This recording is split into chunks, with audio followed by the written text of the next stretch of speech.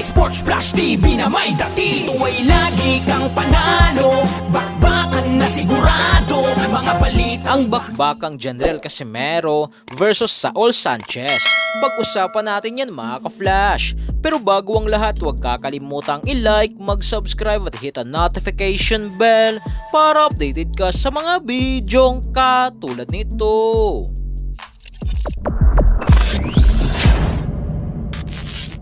Sa post nga po mga ka-flash ni Roman Gonzalez sa kanyang Twitter account ay binanatan nga po nito si former 4 Division World Champion na si Nonito the Filipino Flash Donaire Jr. na ayon sa kanya, on behalf of Team Chocolatito, we want to inform our fans that we have no interest at all of fighting the Filipino Flash Donaire Jr. Nor are we in talks with his team. He has no title or anything that interests us. Therefore, we wish him luck in retirement.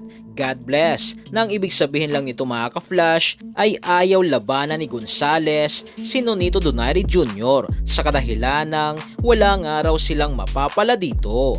Habang sa kabilang balita nga po mga ka-flash, sa muling pagbabalik ni former 3 Division World Champion Angas na Pinas, General Cuadro Alas Casimero sa ibabaw ng lona ay usap-usapan nga po ngayon na ang makakalaban ni Casimero sa October 13 ay walang iba kundi ang matibay at bata pa na si Saul the Beast Sanchez. Matagal-tagal na rin nga po mga ka-flash na walang laban si Casimero. Nang huling laban pa nito ay noon pang October 2023 na kung saan ay nagtapos ang laban ni Casimero versus Yukinori Ogoni sa isang technical draw na resulta. May kartada nga po si Saul Sanchez mga ka-flash na 21 wins, may 3 talo lamang at 12 knockouts. Nang huling dalawang Pinoy boxer na nabiktima nito ay sina Arthur Villanueva at Arvid Deniega na sa laban na ito mga ka-flash ay ito na ang magiging pagkakataon ni Casimero na ipaghigante ang ating dalawang Pinoy boxer. Subalit hindi nga po ito magiging madali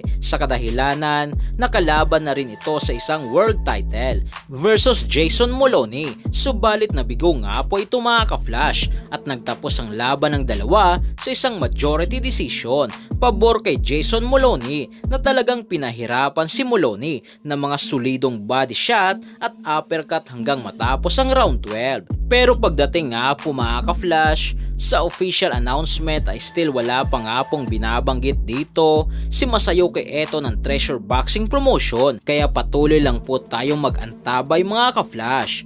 So yan lang para sa ating balitang boxing. Ano bang masasabi nyo tungkol dito?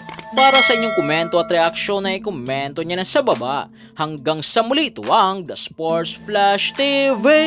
Sports Flash TV na may dati. Tuwa'y lagi kang panalo, bakbakan na sigurado. Mga balitang boxing, ito laging bago. Balitang boxing, laban na kasado. Di papahuli pagdating sa bakbakan. Mga pambato na patuloy ang laban. Sasaliksikin ang bawat babalita. Talagang diin, bawal ang mahina. Sa loob ng ring, merong pambihira. Mga kamao na nagiging bida.